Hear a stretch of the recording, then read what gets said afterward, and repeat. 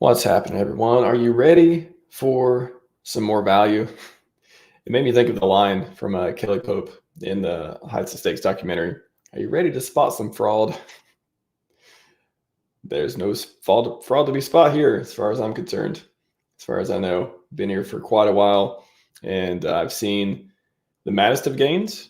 I've seen the number go down 99%, and I've seen a community who is relentless in the pursuit of excellence. That's what we're bringing you today. That's what we try to bring to the show. I'm very excited for this one. Of course, I've been having Kong come on fairly regularly, and he is obliged to come and bring some data. Oh man, I love looking at all the reasons, not the hopium, not the words that are based on nothing. We need everything, but I really want to appeal to people in this ecosystem outside of it with numbers and data and just things to back up thesis and just the ability to see the bigger picture and to not, if you are afraid, if you're having anxiety about a red day or whatever happens, in the back of your mind, you're like, no, but I already confirmed all the other stuff looks really good. Like we are set up for glory, right? Because I've already seen how all the stuff works and all the bullish numbers and stuff like that, all the opportunity that we hope gets completely fulfilled. And this year hopefully will be a great year. It could be the greatest. I don't know. 2021 maybe is probably the greatest year so far, I would say. But for our ecosystem, but 2024, it's a power 3, right? 369. 3 years later, maybe we have the greatest year yet. So anyways, without further ado, I'm going to bring in welcome back to the show for unlimited number of times. CryptoCon, how's it going? What's going on? I'm doing good. How's everyone doing? I'm excited to be on. I was telling Max that the thumbnail today suits the stream perfectly because we're going to be doing a deep dive. We're going to go for some treasure. We're going to go hunting. And we're going to be looking at the numbers. We're going to go over the surface layer stuff, underwater, find the deep value. And that's what we're going to be doing today. So it's exciting. We got green candles. Finally, we've had some months of bear market here, but I hope I can shed some light on like basically what happened, especially after the fork. Like we had a lot of changes with the liquidity and stuff. And as we know, like liquidity in crypto is the most important thing. Like that's how price is dictated. So I'm going to talk about that a little bit today. We'll get into some ratios. We'll find the values, show you guys like if you want a DCA where you could do that. If you're a ratio trader, we're going to talk about some of that stuff as well. But first things first, Max, I'm going to start off with some IOSA, if that's good. Yeah, man, for sure. That's last time we talked too, it was during the sad time. Remember that long time ago, like 1 month ago, when the price hadn't went up that much, and you can just see how excited Kong is now, and me too. I was telling him in the green room, I've been streaming like crazy. I feel compelled. I also don't feel like I need to do as much when the candles are up, but when we have a red day, I feel like I need to talk more about it and remind people again why we're here and why the opportunity is hopefully going to change a lot of people's lives, just like it did 3 years ago. So yeah, man, I'm excited to be back with you for is this the first time we've had green candles and actually stream together? Like, man, I what's going to think happen so. now? Like some nice green candles. So yeah, anyone who doesn't really know me, I kind of started off doing IOSA like YouTube videos like a year ago, and I would really like track the yields and the numbers and like ceiling prices and all that stuff, and I was really paying attention deep within the ecosystem. Now, what had happened recently was we know with the PulseChain fork, a lot of the liquidity changed. I was on RH's open mic recently, and I was talking about some of the liquidity on the Ethereum side for HEX. So Alex from Hedron, the founder of Hedron and IOSA, talked about this a lot as well. Whereas before, we had this kind of USD floor price for HEX. Now, I'll pull up the liquidity just so it makes a little bit more sense when I'm talking about this. But let me find the right tab here. Yeah, man, let's do it. Here it is. So yeah, this used to be kind of one of the main pairs for HEX. Now, the liquidity in HEX, there's a lot.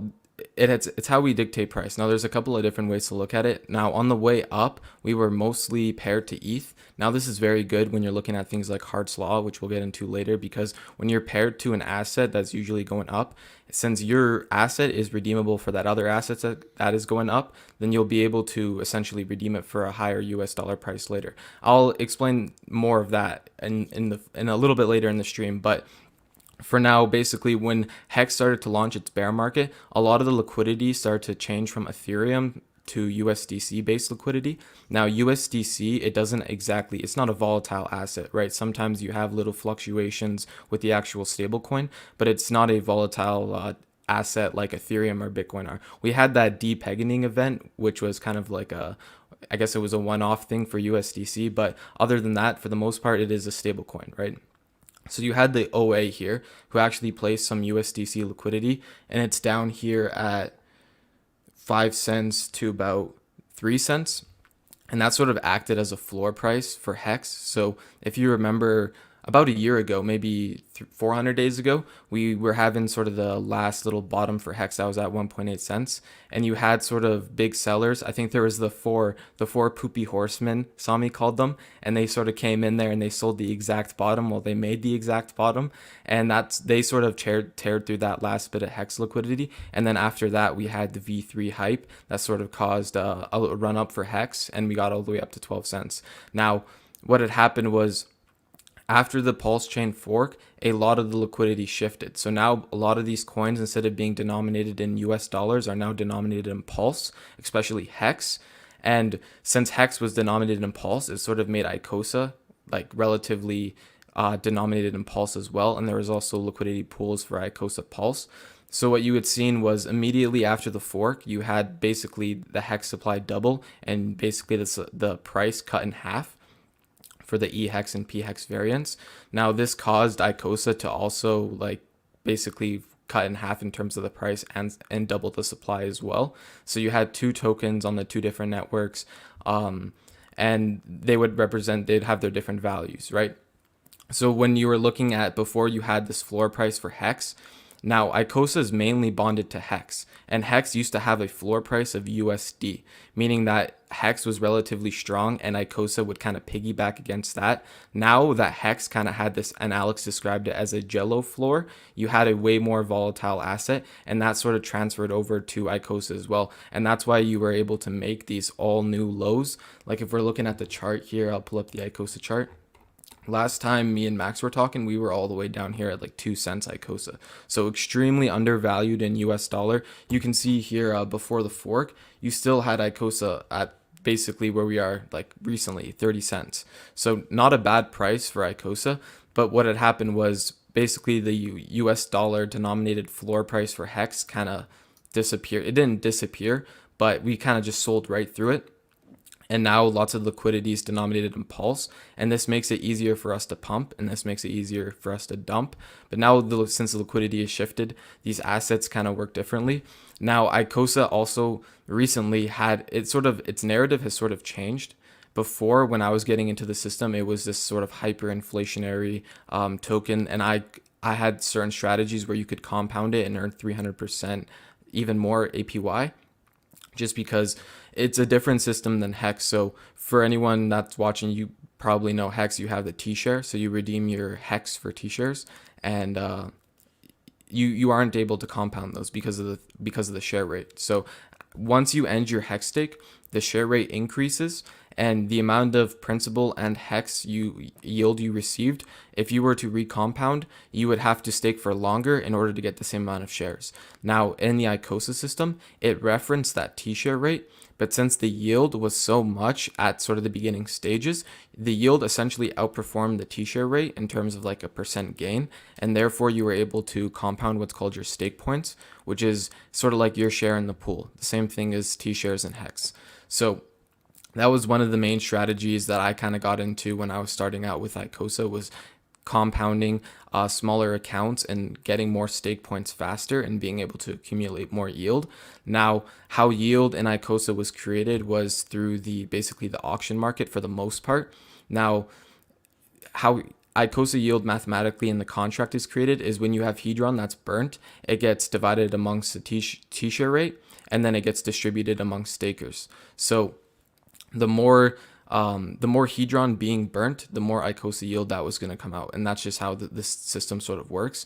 Now, one of the ways Hedron gets burnt is through the HSI auctions. So as people are trading in and out, either going into the HSI auction, trading in their HSI for IOSA, that sort of that incentive that people were incentivized to do at the beginning of IOSA it made it so that later on in 90 days, when people had the opportunity to bid on that HSI, people would have to bid on it with Hedron, and that Hedron would get burnt, therefore creating IOSA yield for the users.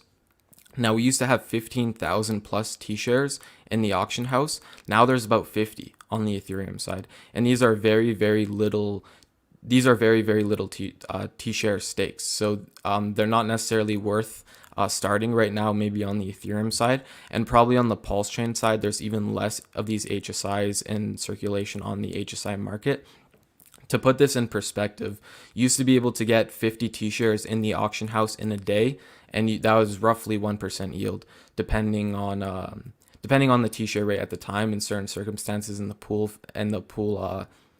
competition and stuff like that, but roughly it was around 1% yield if you can get 50 T-shares in the auction house. And depending on how much Hedron was being bid on at the time, Hedron was also a higher price, and so was the HEX price as well. So even if you were to pull up the ratio, it'd be a lot lower right now, meaning that there's actually, if someone were to bid on the T-shares, it would be burning more Hedron, which means more yield, but not so much yield is coming in right now. So the narrative has sort of changed from this hyperinflationary asset to this sort of speculative sort of disinflationary lottery ticket, Sami likes to call it. And I think it's sort of a good bet because it's one of the main RH ecosystem tokens, one of the main HEX derivatives.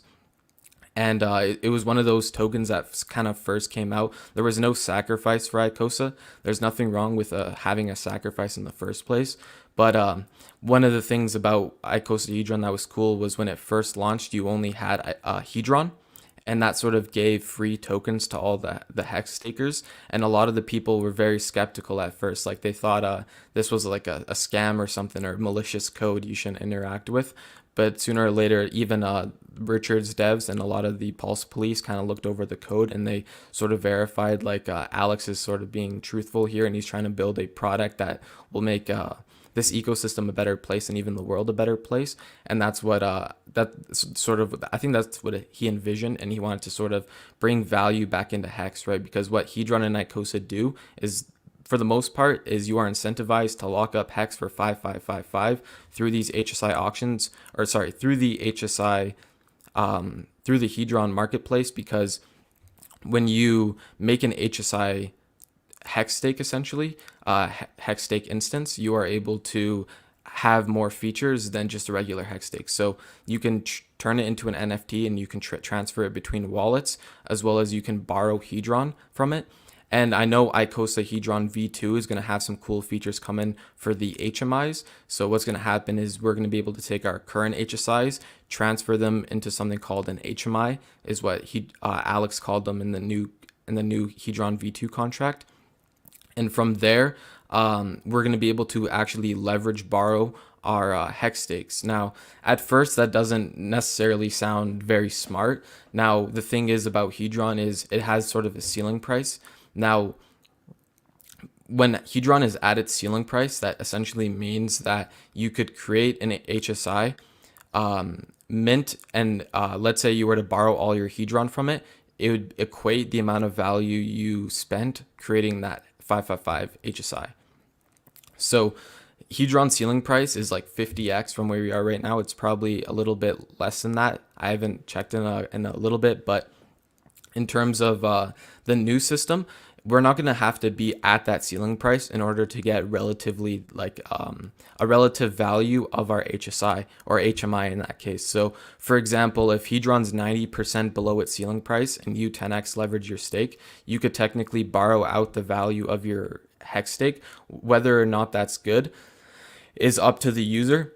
you might get liquidated, you might not get liquidated, but if someone needs to exit their hex stake, they're actually taking sell pressure off of the hex pools essentially. So instead of having to go and like sell hex on the market, you're essentially borrowing Hedron, and then you could interact and do whatever you need to do with that Hedron. So it sort of it incentivizes people to keep their hex locked up, and it gives someone like a different coin, an alternative to interact with. Now with IOSA, like I said, the narrative did change. So now there's talks about IOSA. So right now there's no burn feature on IOSA, but there is talks that in the future we're probably going to be able to use this token to bid, sort of like how you can use Hedron now. I think there's talks that you can use this IOSA token, the HEX token, pretty much any of the ecosystem tokens to do certain functions in the IOSA Hedron V2 contract, which could probably bring more burn features as well as Alex from Hedron is planning to make a staked pulse. And I know Max, last time we were on the open mic, there was I forget their names, but you had a couple of those guys talking about they were making their staked With pulse as well. validators, Yeah, full exactly, staking. Yeah. exactly. So you got Well, some, I guess. Go ahead. I was just going to say, it reminded me of, maybe it's because there's so much inflation with IOSA, especially the first year or so. And then Hedron, it has its own burn features and stuff with the auctions. Is there just no burn feature for IOSA right now? And this would be like a new thing to help with that sort of situation? So to be more technical, there technically is a burn feature for IOSA. Technically, I It's called guess you could staking. say, yeah, when you stake your coins, you burn your IOSA, but you would remint it after your stake is over. So that doesn't, I guess it doesn't necessarily count. But in terms of the new contract, I do think that Alex is planning to have some sort of way where you can use your IOSA to interact to either bid or maybe even if you have to put it up as collateral for the stake Pulse version, this gives IOSA utilities as well as it can give it some deflationary mechanics, whereas right now you mostly just have the staking feature, which is kind of long-term inflation. Not so much right now, but as the system has worked out in the past, that's sort of how it's been like.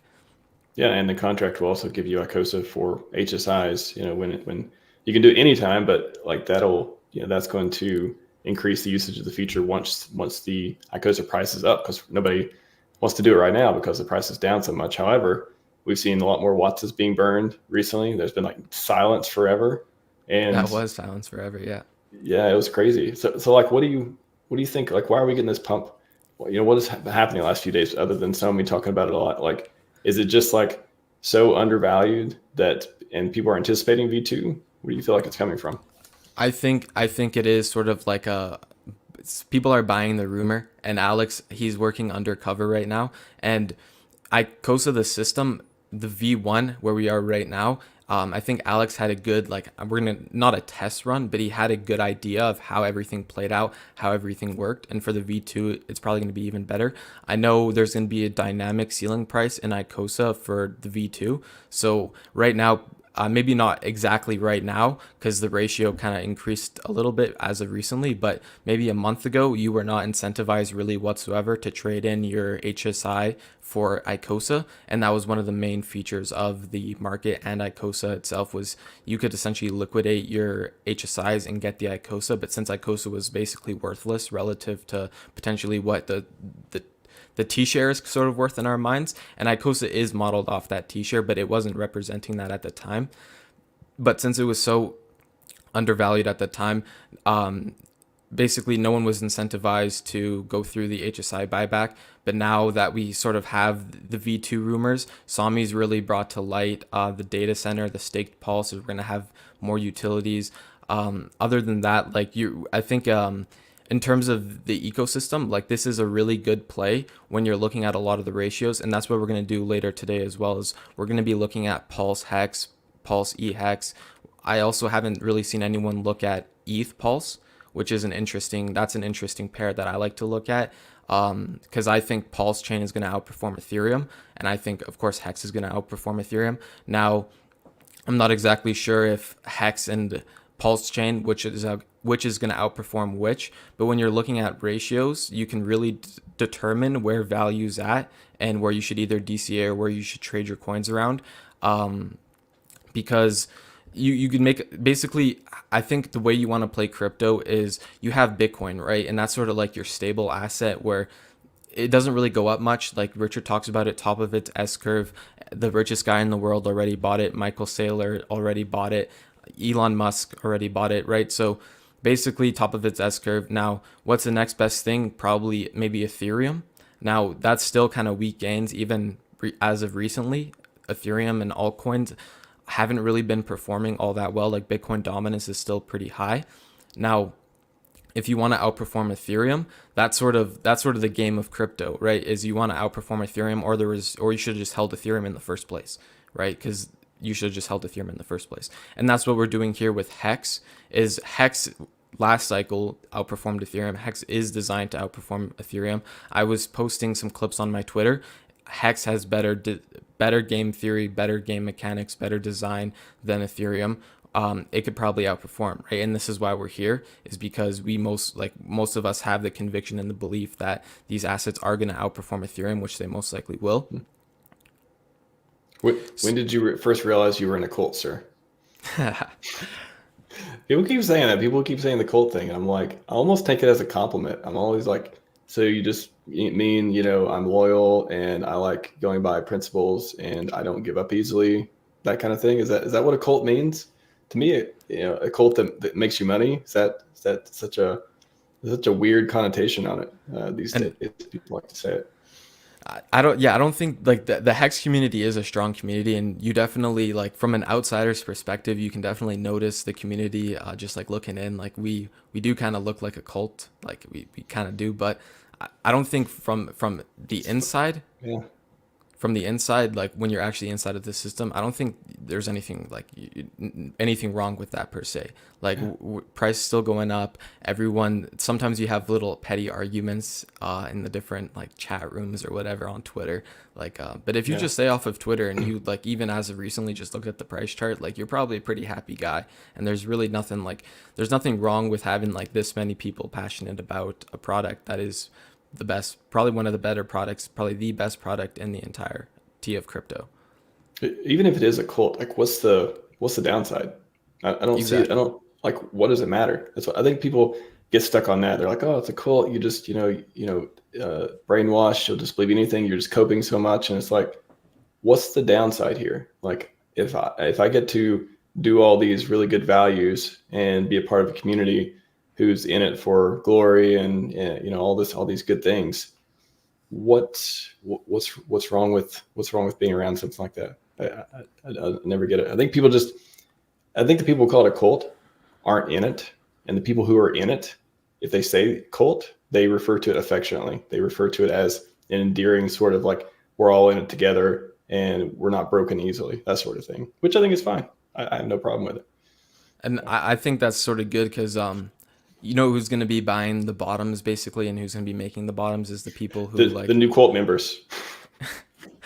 And the people are going to be buying the tops exactly the same. Some of the sorry, that's what I meant. That's what I meant. You're going with it. Like the people who buy the top are going to be the new cult members because they were calling everyone a cult when it was at the bottom for staying in it. But then they came on eventually because they saw the mad gains and all that stuff. Yeah, exactly. And there's that whole other thing is like, how high will Hex and PulseChain have to go before like people actually like realize that this is a real thing and that it's happening right before your eyes, and that like, oh, you're missing the boat basically. Like how long will they have to realize that the train's left the station, right? And I think us in our ecosystem probably watching the stream right now, we realize like trains leaving the station, like we've got to pick up the pace a little if we want to finish packing our bags. Richard leaving all the subtle messages on Twitter and stuff like that. I don't know if you saw those posts, RHMax, but yes, there's so much. I try not to read into them too much, but I feel like there are little bits and pieces of, he talks about ink being a leverage on Pulse and PulseX.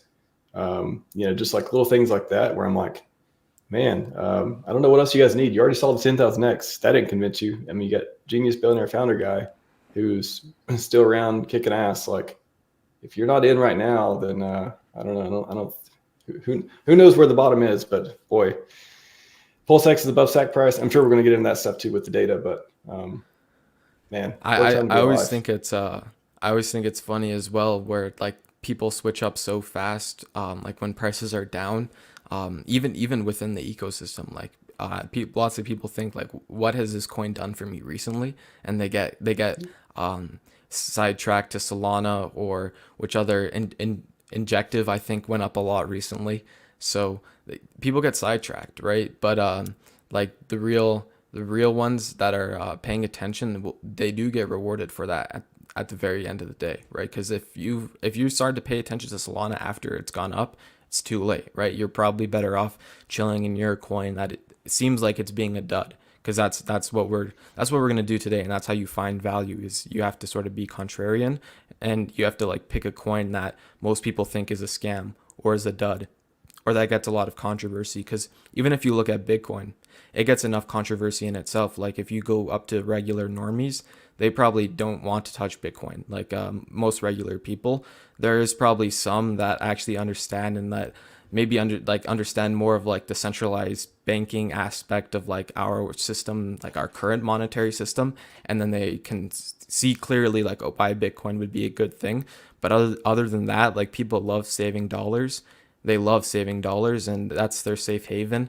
And I'm attracted to people to like different cryptocurrencies and different assets that like people hate and that they call scams. So that's just me personally.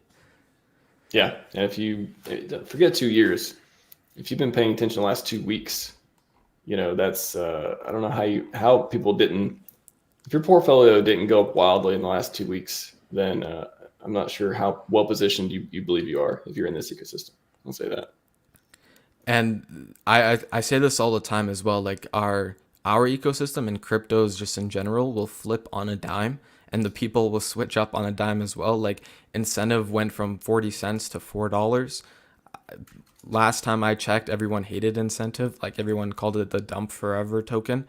I'm pretty sure I heard dump forever token more often than not.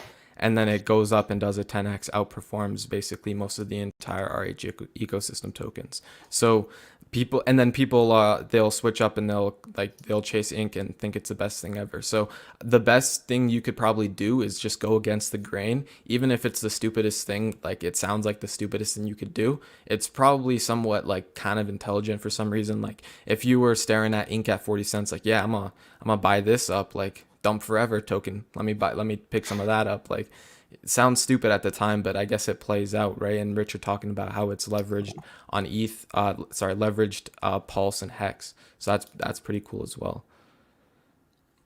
I think funny enough, if you believe those dump forever token and you saw it at 44 cents or 50 cents or something, I don't know. Even if I believed it was dump forever token at that price, I'm like, but what does forever actually mean? Forever? Like, can this thing actually go to like 10 cents or 5 cents? Like, that seems a little crazy, especially with the supply being so low and all that. I made Go ahead.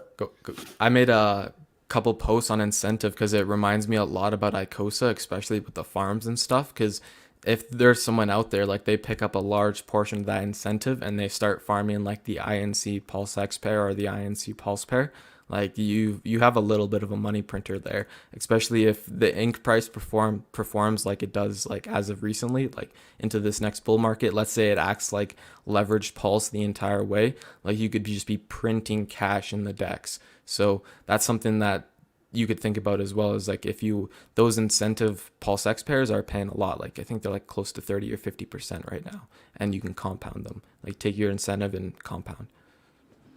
Wow, yeah. Man, it's incentive token. It's one of those. I mean, people love to hate on it and don't like to admit when it does. I don't know. I feel like I've did so many videos on it. I don't even know what else there is to explain. It's like if you want to know what incentive token is, why people believe it has value, and why people don't believe it has value, search RHMax incentive token, PulseX incentive token. Like I feel like I did like 50 videos when it was up a lot and when it was down a lot. Like you got both perspectives. Try to be super objective and all that stuff with it too. But if you don't understand it, I've got another video or two coming out on it. But it's worth understanding. I'll say that. No world disorder. Bitcoin under 40K right now. Oh my God. Are we about to find out how decorrelated we are, Kong? We're about to find that out, man.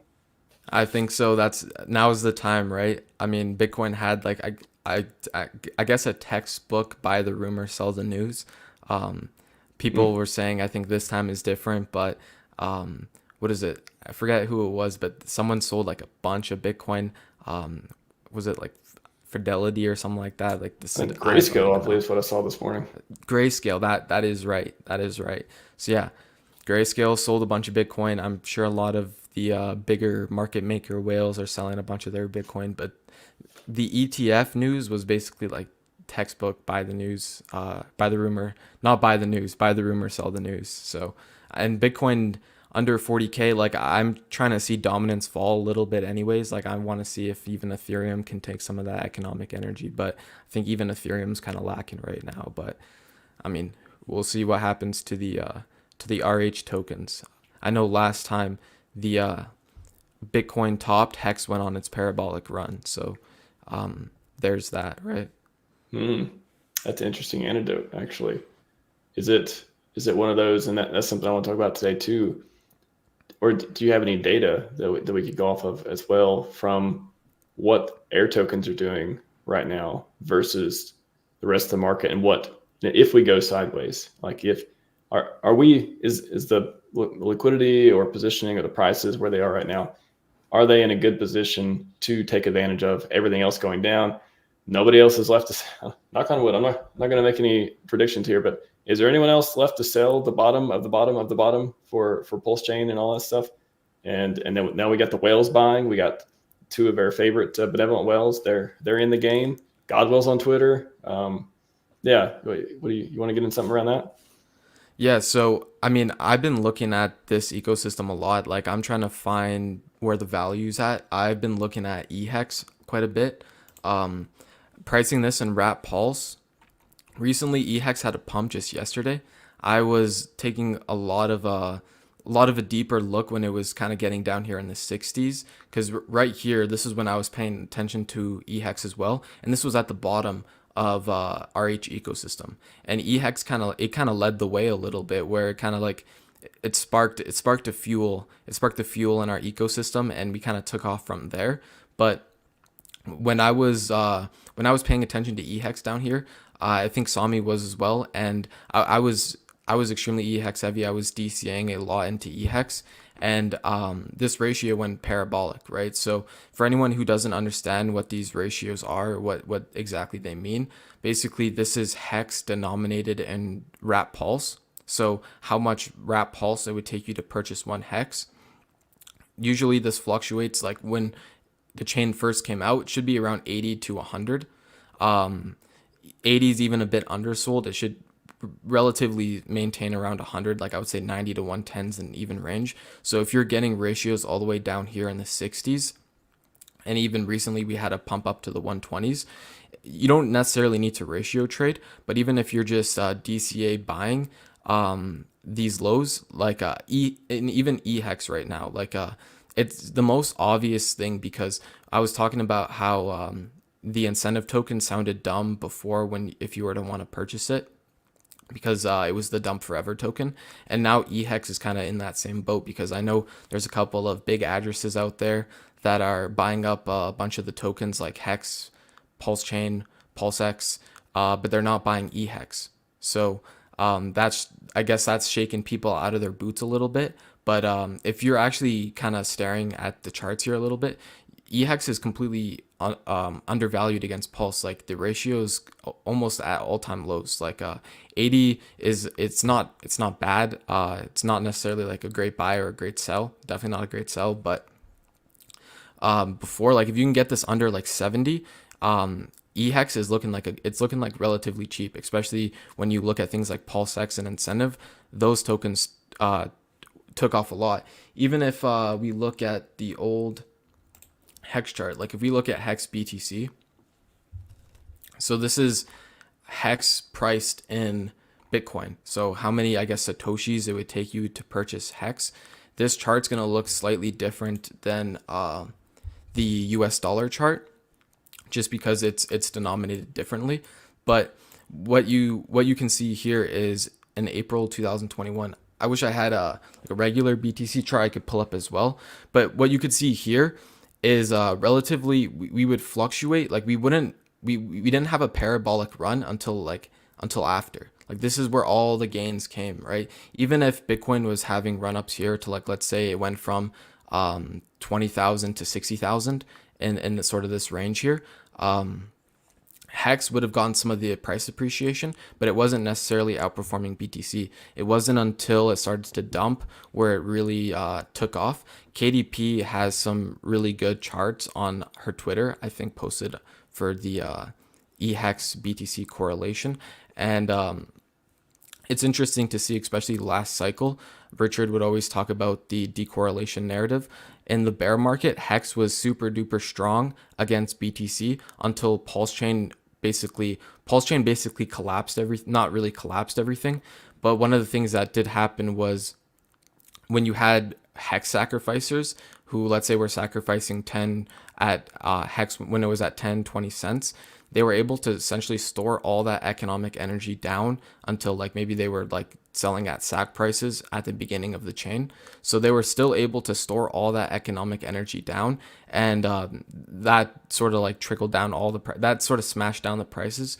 But now that we have these big buyers stepping in, this sort of signifies that there's market makers and there's whales trying to create, or probably did create, some sort of bottom in our ecosystem. And I know if we're looking at if we're looking at HEX USD, if we're looking at what happened last time with the God Whale, you probably remember this, Max, like the God Whale just shooting up price here, and he sort of created the floor in HEX. And even when we had that bottom as of recently down here, like we were basically getting back 2020 prices. And I don't think lots of the people realized, like when they were calling like HEX dead and stuff, that you were buying like generational low opportunities. And HEX is it's better designed than Bitcoin. It's Richard likes to say it's modular code, meaning that it's not spaghetti code like Bitcoin. So you won't have the same inflation bugs that Bitcoin had when you try and edit the codes, because the different layers are like they're separated from each other, right? So we'll see what happens. HEX is also, it looks like it's facing major resistance here at sort of at like 1 penny.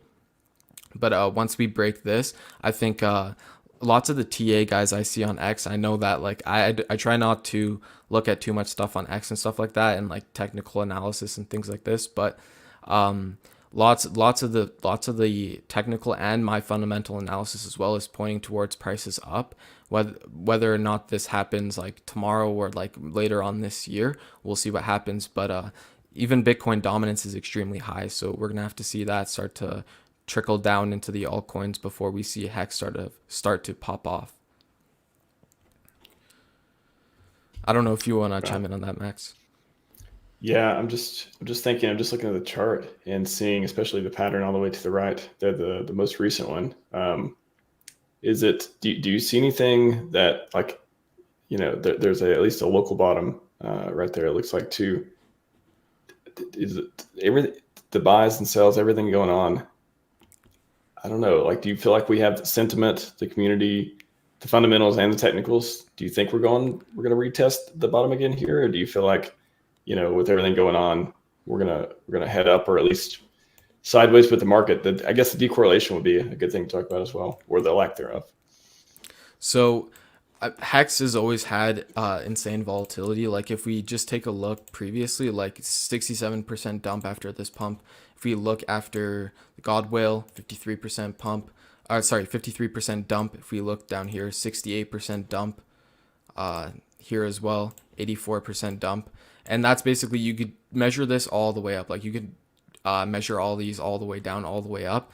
And they're so insignificant. Like once you sort of zoom out, it's basically nothing. Like it went up and to the right just in general for that 650-day period. But dips are in the game.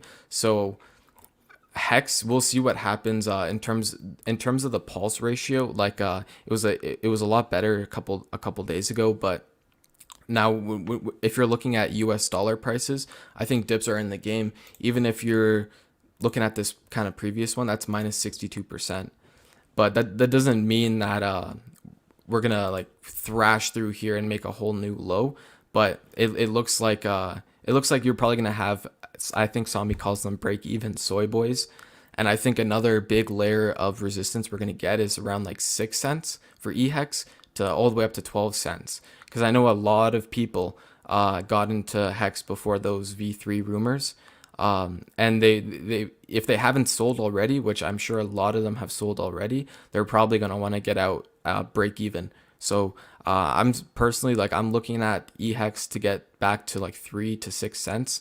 And I wouldn't be surprised if Bitcoin's completely dumping while it does that as well. Because I know even during this pump, Bitcoin and I don't think Bitcoin was performing that well. We could probably pull up the Hex BTC chart and take a look at the ratio.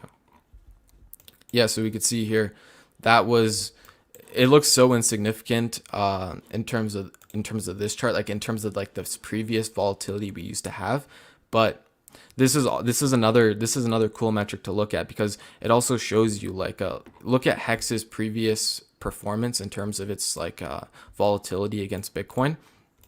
Right now, it looks like we're in these beginning stages again because I think PulseChain it sort of reset the system a little bit. Like PulseChain needs to have its bear market because, like I said, a lot of the Hex sacrificers who were able to get a good rate in terms of USD for their Hex when they sacrifice were able to just like rinse out that money.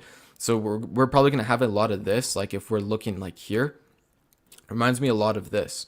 So maybe we have a year sideways gaining slightly against Bitcoin, and then boom, like as soon as Bitcoin tops in, maybe like it hits 100K, maybe it hits only 70K or 80K. I'm not sure what Bitcoin's going to top at, but I would not be surprised if as soon as Bitcoin tops out, we get some good news and like maybe some good events, some good market. And I think the market sentiment right now is good. Like if I'm taking a look around, people are paying attention. And I think I was telling Max this, like if you go in the crypto bubbles and everything is red and our ecosystem tokens are all green, that's going to bring a lot of attention and a lot of eyes to our ecosystem, and green candles are the best form of marketing. So yeah, I think we're going to have probably like a sideways period here for a while, but I'm expecting parabolic gains against BTC.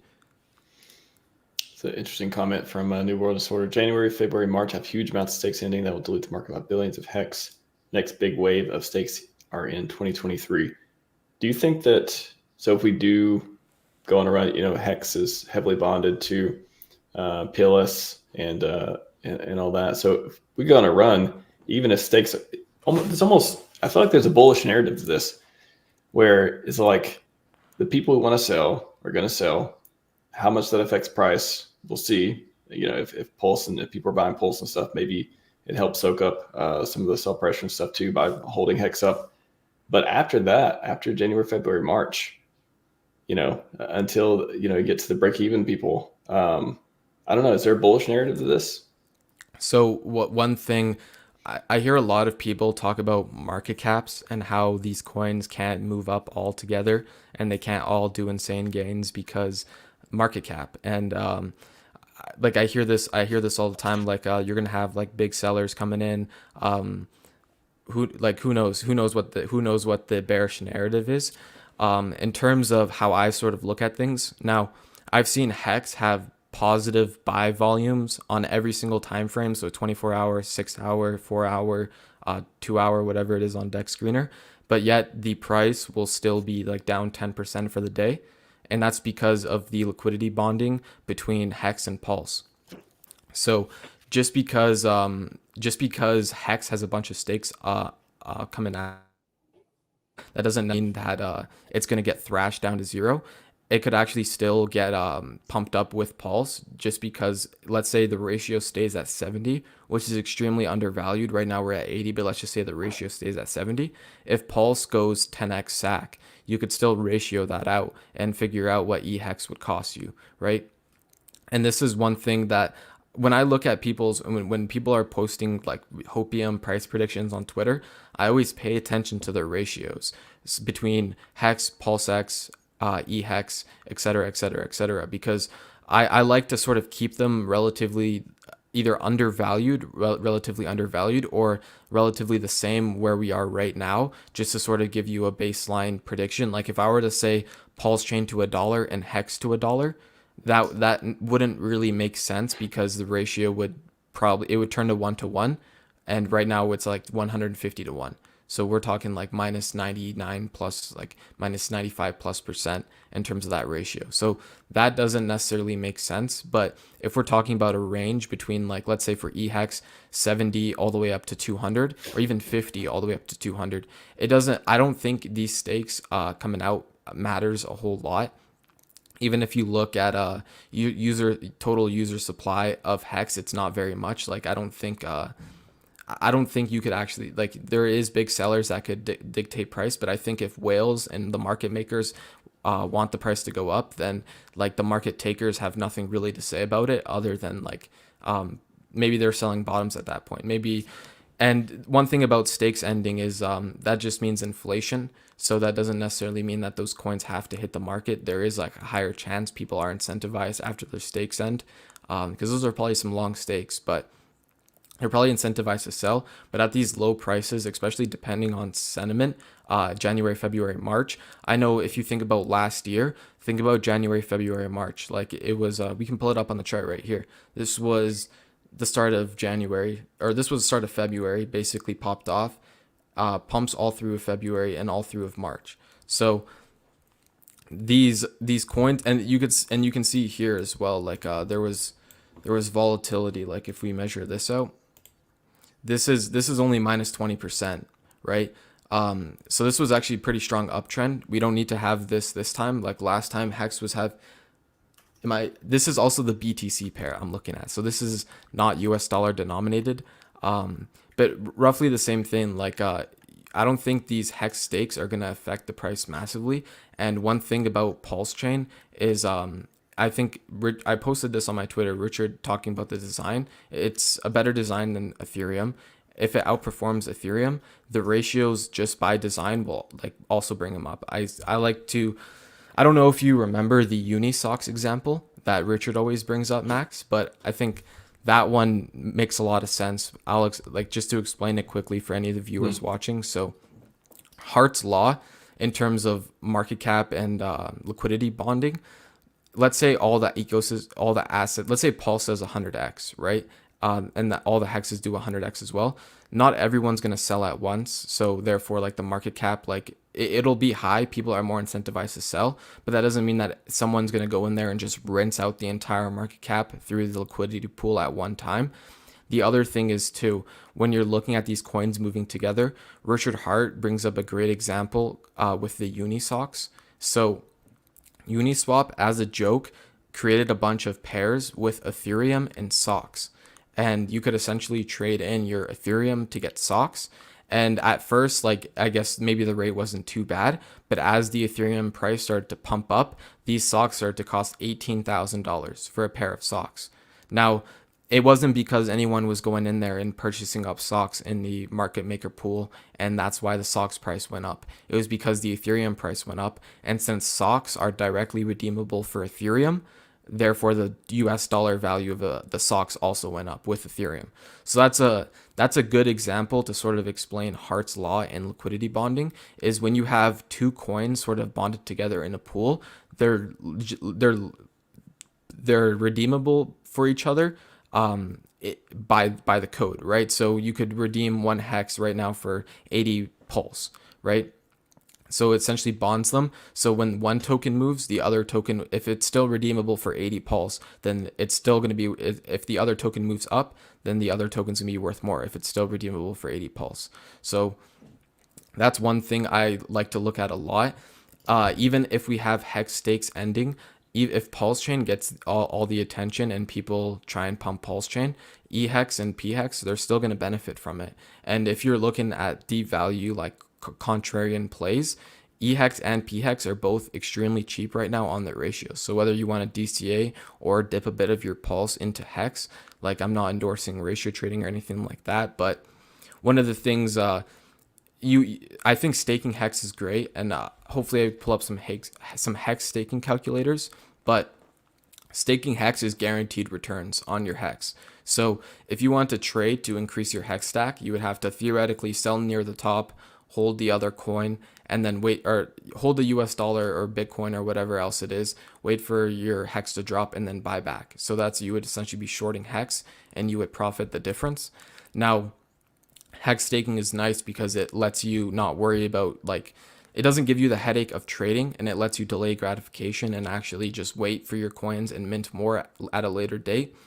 Now, the thing is, with ratio trading, it's a bit different because you're not really denominated in US dollars. Like, if you're looking at these Pulse to HEX pairs, you're just going to be denominated in Pulse. So you're still sort of risk on, like, you haven't really taken risk off the table. Like, maybe a little bit you have, because if you look at the charts recently, like, PulseChain pumped up a lot. So if you're getting rid of a little bit of that for some HEX, you're sort of taking a little bit of risk off the table.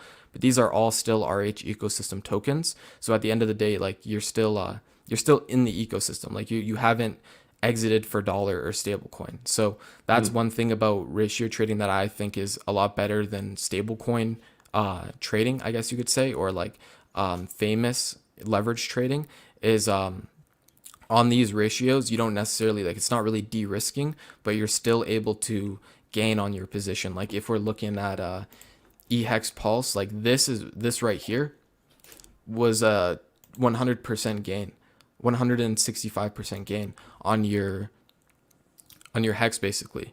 So if you were to have had HEX and if you were to have HEX down here and waited for it to pump up to here, let's say, you would have been able to redeem it for 150% more Pulse than before. And then let's say you waited for the ratio to drop down back down to here, you could then go back and redeem that for your same stack of HEX, just as an example, and then you'd have PulseChain left over. And this is a way you could either stack HEX or stack PulseChain without necessarily needing to take risk off the table or like exit into a stable coin. Wow. Yeah, I just wanted to get to this question real quick too, Paul. Can you combine HEX start to have multiple assets like value, balance, or PHUX? Would all forms of HEX derivatives be priced in HEX? Oh, you want to answer this one, and I'll be right back. Yeah, sure. So I think you're talking about, are you talking about like a derivative of HEX that would represent both of them essentially? And if that's what you are talking about, I think I've seen one of the poly guys, I think it was Dip Catcher, I think it was, talking about creating some sort of HEX derivative that matches the price of combined HEX basically, so you don't have to necessarily take like a risk off or risk on of one of or the other. But I'm going to read your question again here so I can make sure I'm answering it correctly. Can the combined HEX price start to have multiple assets in the value like a balancer / flux index with like all forms of HEX and derivative price HEX? Yeah, so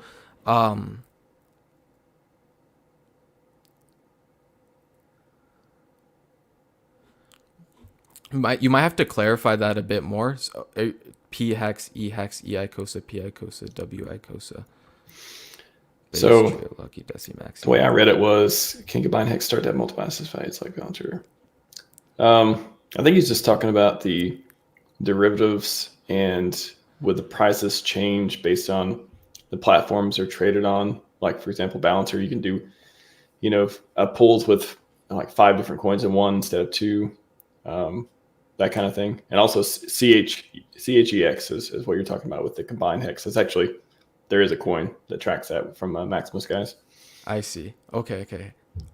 So he's talking, can you explain that one more time?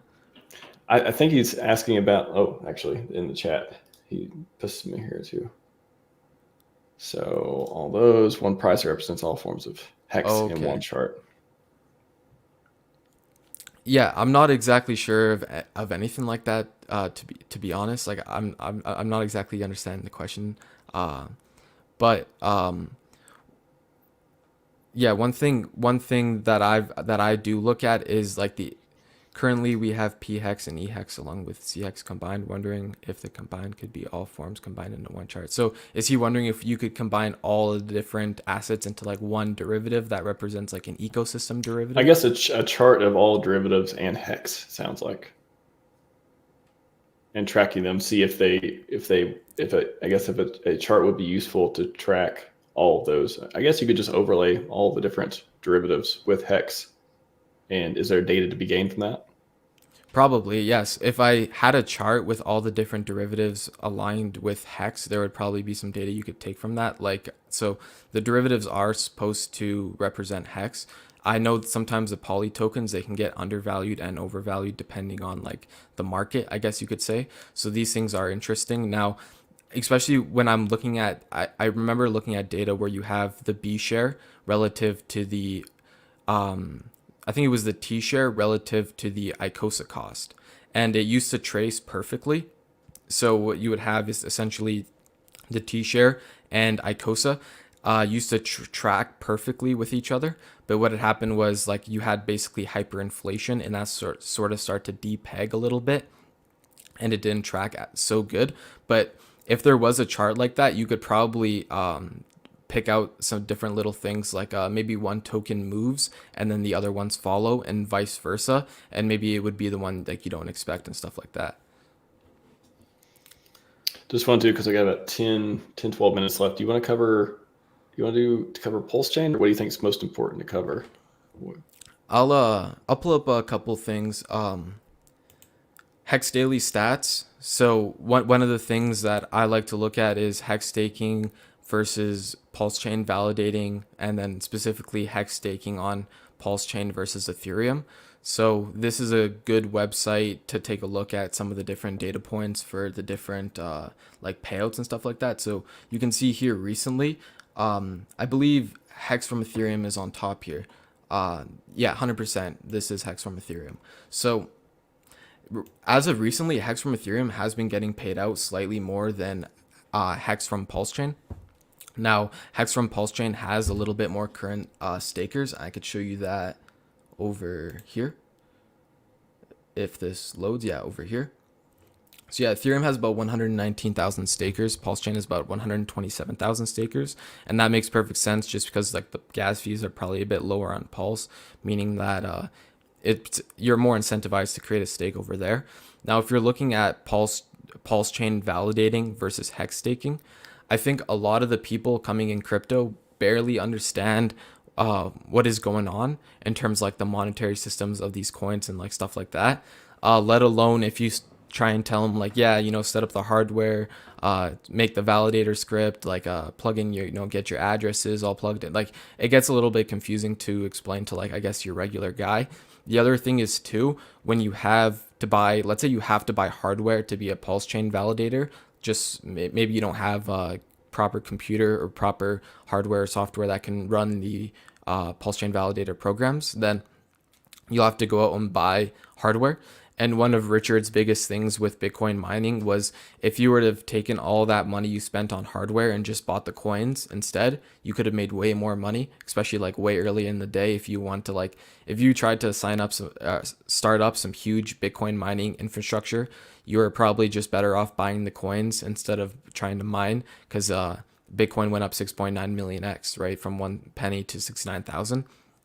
So sort of like the same thing here with PulseChain, where a new guy coming in, PulseChain validating is great for experienced advanced users who have like the hardware probably already available or like bigger bags where they can just purchase it. It's not a big deal.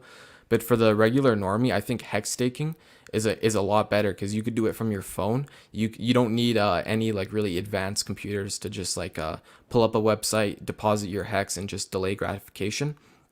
Not only that, hex staking it brings more value sort of in a way to the ecosystem, because I guess PulseChain validating does in a way too, because you're you're validating for the network, right? You're securing the network and you're sort of leaving your tokens off to the side. And I believe you can exit your validator whenever you want is the only thing, and you could market sell. So I wouldn't be surprised if we have in PulseChain like validators like linearly or exponentially kind of going up into the bull market, and then maybe there's a top sometime into the future, and then validators start to sort of trickle out the network. Not like we're down to zero or anything like that, but let's say we get to like 100,000 validators, maybe that gets down to like 80,000 in a bear market or something like that, and like validators exit.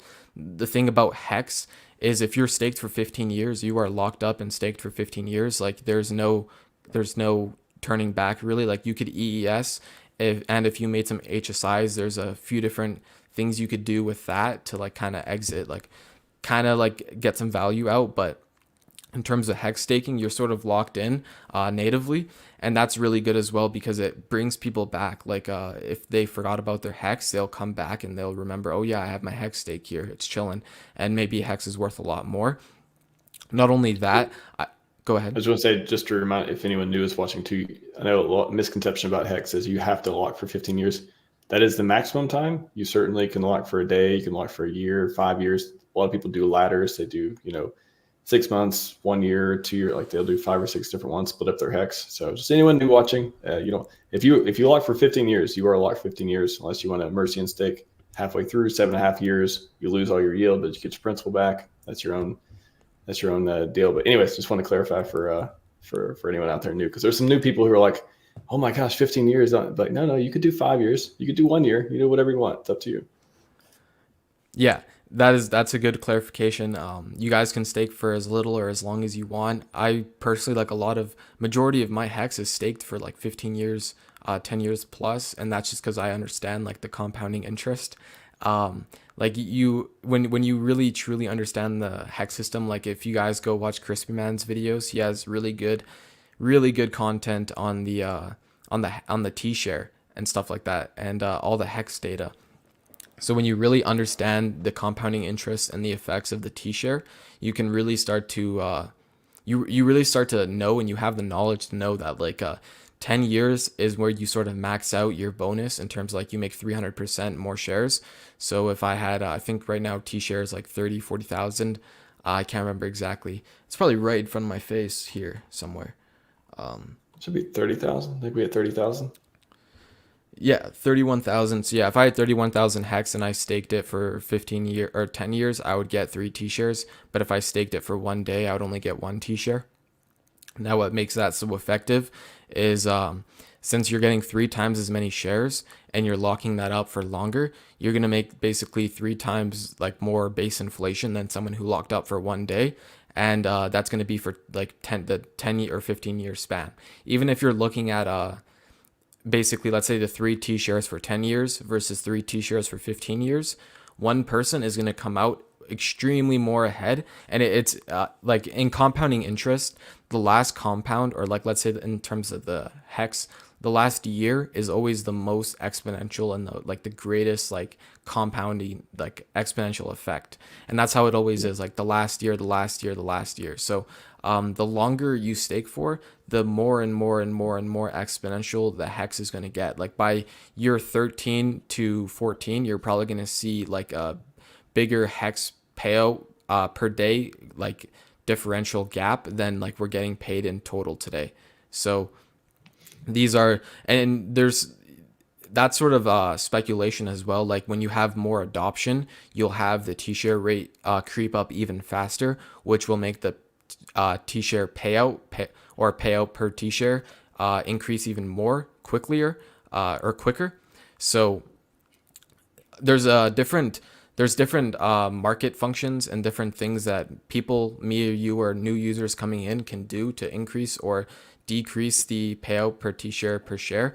But that's actually an interesting topic. If you have time, quick Max, I'll go over like hex T-shares. And I was going to ask, real quick, because we only got maybe like 5 minutes left. And I was going to ask, I wanted you to go over what the most bullish thing for PulseChain is before we wrap up too. But yeah, quick explanation. T-shares would be great. And I'll go over PulseChain as well. But in terms of T-shares, so this is like a regular model in terms of if the system just sort of stayed the same. Now, this is only a 10,000 principal, and it's only calling for a 500% ROI APY after 15 years. Now, this is if basically just the system stays the same, like no new people are really coming in, and like no one really like emergency end stakes too early or anything like that. Now, this F2 adoption model is slightly different. It has increased adoption. So if you were to sort of see like patterns from the past sort of keep up into the future, this is sort of what you'd see. And you're looking at 700% ROI. Now, the difference between a 10-year and a 15-year could be even greater than you could even imagine. Because if we're looking here like 2039, and then let's knock off 5 years to 2030, 2033 to 2034, you can see like that last bit of exponential growth here is where you've made like that is where you make your gains basically. And you're going to miss out on that if you only do a 10-year stake, just because when you do a 15-year stake, you're going to be able to accumulate that for 5 years more basically. And if we're looking at like insane bullish projections, you can see here, this is 2000% ROI if we have insane adoption. I'm not sure which multiple this is, and I'm not sure how exactly it's accounted for. I'm sure if you guys went to hexfire.io and Crispy Man's YouTube channel, he would have more information on it. But if we're looking like even here, 2039, you take off 5 years to 2034, you can see you would miss out on all this growth if you were to do a basically a 10-year stake versus a 15-year stake starting like, let's say today. And that's my whole thing that's why I love the 5555s, is because this final compounding interest growth is where you actually make the gains. Like you're looking at 135% versus all the way up here 427%. So there you go. Got a question real quick from B-Raz. That 10,000 hex it's based on? Yeah, that is 10,000 hex that it's based on, and you can look at the reward or the payout here. It's 204,000, and that's a lot more than 10,000. That is a lot more than 10,000 exactly. And if we're talking like 50 cent EHEX, you can do the math. I'm sure it's like 100K, right? 100,000 or 10,000 EHEX right now is what, like $1,000, I think. So that's not a bad return, and that's why I really like the 5555s, because you can't really beat that ratio trading. Like you could probably outperform a 1-year T-share ratio trading, but I don't think you could outperform a 5555 ratio trading unless you're a beast. So that's my whole thing. Yeah. Wow. Yeah, that's amazing, man. Yeah, just a couple minutes. Let's end on this. Like what is, and you can just talk or if you have data or otherwise, but what is the most bullish thing that you've seen, that you're seeing right now on PulseChain that just people can take away? Price is down right now, all this stuff. You're like, whoa, please pay attention to this. What do you got on I'm that? paying attention. Yeah, I'm paying attention to the daily transactions, because I think when you have more activity on the chain, that shows that you have people paying attention. That shows you actually have people not only looking at the price on Dex Screener, but actually going onto the chain, interacting with the liquidity pools, or sending and receiving. I think this is how we're going to see growth in this ecosystem. Like you could actually see here, like this basically correlates with our price pump. So if you're watching daily transactions, you could probably get a good grasp on like where the market's at. But this is one thing I'm going to be paying attention to. I want to see this go parabolic like Ethereum. And another thing too, the supply change for PulseChain as well. So Richard talked about how PulseChain and Ethereum, they both use EIP 1555, maybe 1559. 1559. There you go. So they share similar inflation and deflation models in terms like I think it has to do with the fees being burnt or sent to validators. I believe that's what it is. Max, correct me if I'm wrong. I think so with Pulse. Yeah. So the validators, if there are penalties, I believe they are burned, validator penalties, but there's also the 25% burned on PulseChain. And is that the same as Ethereum, or does Ethereum just not have that? I can't remember. I think PulseChain's is boosted. I also think Ethereum has a little bit as well. Okay. I'm not 100% sure on that one though, but either way, the more volume and the more transactions we get on PulseChain, you could actually start to see this network become net deflationary, which is kind of cool, or net disinflationary, I guess you could say. Right in the beginning, because we had all the volume in the beginning. Is that the orange down? You guys can see it here. So yeah, that's awesome. During the beginning, you could see PulseChain, and you can look at the daily transactions was not as much as recently over here. But if we're looking at total active wallets, like we were, that's when everyone sort of came on and start to interact with the chain. And then after the SEC kind of blew us out, like we got sort of terrorized by Gary Gensler and his boys. But you could see here the orange, we were net deflationary for some days, but as you can see, like down in the depths of the Gary Gensler FUD, like we were quite inflationary. So these are a couple metrics I'm looking at. Like once you start seeing PulseChain go deflationary, like I think that's extremely bullish. And once you start to see these transactions go like 1 million plus, that's extremely bullish as well. So Wow. that's sort of what I'm looking at for PulseChain. 1 million plus transactions. I'll take it, man. I'll take it. Excellent stuff. Excellent. Always love to go over the charts and metrics and stuff with you. And yeah, like I said, I let you do most of the talking today, because I think you had a lot of good perspective just on the bits of HEX. And I love it too when you talk about really the origins and just where this stuff comes from, IOSA too, and how it all fits together. I think that's missing. There's so many videos that are old videos or whatever that explain this stuff, but in the moment, trying to give people an idea of what this thing is doing, how it works, why it's doing that, and the numbers to back it up. I think that's really key, and I'm glad we were able to do this today. I'm glad you had the data to bring to the table, as you always do, man. So excellent work. Yeah, I'm glad to be on. I hope you guys in the chat learned something new today.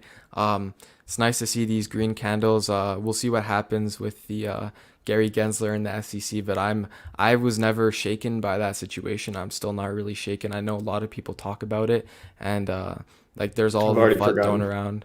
Yeah, I've already like I forgotten. don't. The It's whales not came really back. I on was my like, mind, but SEC's old news now to me. It's the whales that are back, the benevolent whales that are buying and trading and on Twitter. Like that's what I'm excited about. I don't know. I don't know if that's the right. I guess time will tell if the right perspective is. And I'm not the only one to say it, but I've heard a lot of people say SEC stuff old news now. We don't have to worry about that for like at least till later this year. All that stuff. If that holds true, and we have all these other bullish things happening, like watch out, PulseChain. As Steve says, PulseChain to the moon may very well happen. and it's funny we went from 40-second clips of Richard saying PulseChain is out, guys, go check it out, to like 40-minute clips of him, like chatting us up and like, telling us basically screw Gary one way or another. But I think it's exciting times. Even his lawyers, I'm sure, like I don't know who owns whichever addresses are interacting with the liquidity pools that are buying it up, but I think the SAC addresses are. I think they were buying up some coins. I don't know who owns those, but I think That's a great point. That's a great point of just them. I don't know if you're going there with this, but I was thinking having him being whoever may be exposed to a lot of legal advice right now, and who also may be pulling the strings on some of these moves that are happening on chain. exactly. Sounds like they probably didn't give it a thumbs down. Sounds like if they were consulted, and I imagine they were, that's probably a list. If I were in that situation, that's probably one of the things I'd run by them. Oh, is it cool if, it's cool if we make some trades and stuff like that. Apparently, didn't get the Exactly. thumbs down. And that's what I'm thinking. And I I'm guess we guessing. started off with like the USDC DPEG funds, and we'll see where it goes from there. But I think truly, like if I was Richard Hart or whoever owns the SAC addresses, and I was like potentially like my project had some legal trouble, maybe not my project, but the project I was invested in or I had some coins in, had some legal trouble, I would ask like maybe some lawyers I knew that if it was okay to like sell some of these coins or sell some of these coins to buy some other ones, right? And see what they had to say about that and whether they give me the go ahead or not. But I think that's interesting too, because I think also with the 40-second PulseChain is out Richard clip, I bet his lawyers also told him like, yo, just keep it short, keep it simple, put it out there, and like let the market do the market things, right? Yeah, between that and I imagine a duck named Greg TA Yeah, stuff. for sure. Maybe that's how it all came together. We'll see. Exactly. Anyways, Kong, always a pleasure, man. Appreciate you coming on. And yeah, great. Hope everyone out there enjoyed PulseChain HEX deep dive. We definitely did deep dive in many different areas. And we'll see what else we got for you this week. But everyone, Crypto Kong, where can people find you on the internet? Yeah, so you can find me on YouTube at CryptoKong145 and on Twitter or X at CryptoKong145. So yeah, same Awesome. handle everywhere. Yeah, and if you didn't catch that, check the link in the description. It's also got them there. That's all we got for you today. Scivive and 5555. We are out.